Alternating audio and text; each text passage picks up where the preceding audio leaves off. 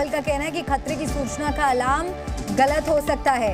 Hacking की कोशिश किसकी, ये जानकारी साझा नहीं कर सकते, यानी कि सार्वजनिक इस जानकारी को नहीं किया जा सकता। फोन हैकिंग अलर्ट पर एप्पल ने भी अपना बयान दे दिया है। हैकिंग की कोशिश किसकी ये नहीं बताते। खतरे की सूचना का अलार्म गलत हो सकता है। रविंद्र कुमार मेरे साथ जुड़ गए हैं, जी मीडिया संवाददाता, ज्यादा जानकारी के साथ। रविंद्र, पहले तो एप्पल की तरफ से जो बयान जारी किया गया है, उस बयान के सामने आने के बाद क्या कुछ हद तक ये मामला सुलझता हुआ नजर आ रहा है, शांत हो रहा है विवाद इस पर? देखिए, दो तीन बातें हैं। एक, राहुल गांधी के जो बयान आया है कि हम इसमें रुकेंगे नहीं, झुकेंगे नहीं, तो जाहिर सी बात है पेगासस में भी उन्होंने यही बात कही थी और उसके बाद पेगासस को लेकर पूरा सत्र, संसद का एक सत्र बर्बाद हो गया था, आपको याद होगा। तो उनके तेवर से तो लग रहा है कि आने वाले शीतकालीन सत्र जो विंटर सेशन है वो पूरी तरह से धूल सकता है अगर ये कंटिन्यू रहा, और इसीलिए सरकार ने कहा कि हम तह तक जाएंगे, इसकी जांच कराएंगे। और यही नहीं बात है, देखिए हमारे पास तो एप्पल नहीं है, आपके पास एप्पल होगा जरूर, और आप जरूर जानती होंगी कि कितना सुरक्षित है, और एप्पल का दावा भी रहा है। लेकिन सरकार कह रही है कि जब सुरक्षित है तो फिर इस तरह के मेल कैसे गए, कैसे उसको हैक किया जा सकता, उसकी भी जांच होगी। यानी जांच के दायरे में सिर्फ ये मैसेज और हैकिंग और टैपिंग नहीं होगा, बल्कि एप्पल का फोन, आईफोन कितना सुरक्षित है, इसकी भी जांच कराएगी सरकार, ये एक बात है। और तीसरी बात ये है कि सियासत तो होगी इस पर, क्योंकि एक बड़ा मुद्दा मिल गया है। उनको लग रहा है कि मोदी सरकार पर इसके जरिए हमला करके जनता के बीच में ये जताने की कोशिश की जाएगी कि 5 राज्यों में चुनाव हो या लोकसभा चुनाव, बीजेपी हार रही है, इसलिए बड़े नेताओं के फोन को टैप किया जा रहा है, हैक किया जा रहा है, और ये सिलसिला आगे चलेगी। लेकिन सरकार की कोशिश है इसे रोक दिया जाए, जल्द से जल्द जांच के नतीजे लाया जाए और सबके सामने रखा जाए, कम से कम शीतकालीन सत्र से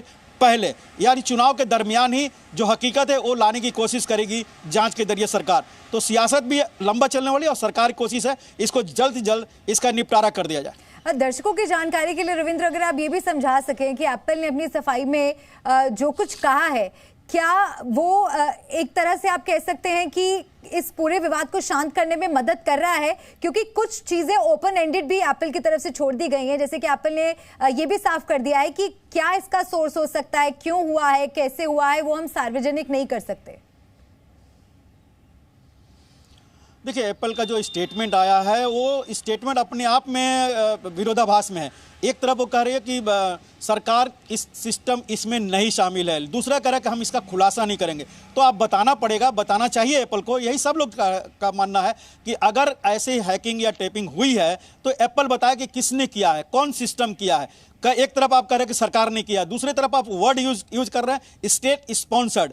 तो ये दोनों विरोधाभासी उनके स्टेटमेंट में जा रहा है, और इसीलिए सरकार ने कहा कि हम उसकी भी जांच करेंगे, अगर इसका सेफ्टी है तो वो बताए कि कितना सिक्योर है। एक बात और है कि ये माताहारी और जेम्स बॉन्ड का जमाना तो है नहीं, अदृश्य जमाना है स्पाई का। ऐसे में अगर स्पाई, एप्पल जो दावा करता है कि हमारे फोन में कोई घुसपैठ नहीं कर सकता है, तो फिर घुसपैठ कैसे हुई, इसकी जांच सरकार कराएगी। तब तक, जब तक जांच के नतीजे नहीं आते हैं, तब तक ये मुद्दा आगे चलता ही रहेगा। शुक्रिया रविंद्र, अपडेट दर्शकों तक पहुंचाने के लिए। नजर बनाए रखिएगा, इस मामले से जुड़े अपडेट्स आगे भी हम आपसे लेंगे। आज प्रेस कॉन्फ्रेंस के दौरान राहुल गांधी ने एक बार फिर पीएम मोदी पर जमकर हमला किया। राहुल गांधी ने अडानी मुद्दे पर पीएम को घेरते हुए राजा और तोता की एक कहानी सुनाई। क्या है ये कहानी, सुनते हैं राहुल गांधी की जुबानी। बहुत सालों पहले हिंदुस्तान में एक राजा हुआ करता था।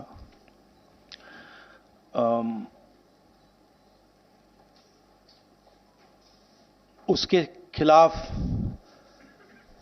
सारे लोग खड़े हो गए थे। तो थोड़ी साल बाद जो ऑपोजिशन के लोग थे, जो उसको रेजिस्ट कर रहे थे, वो बाहर एक ऋषि बैठा रहता था, उसके पास गया। उसने कहा कि बताइए, हमें बात समझ नहीं आ रही है, हम इस राजा पर मतलब 24 घंटा आक्रमण करते हैं, जनता इसके खिलाफ है, कुछ होता ही नहीं है।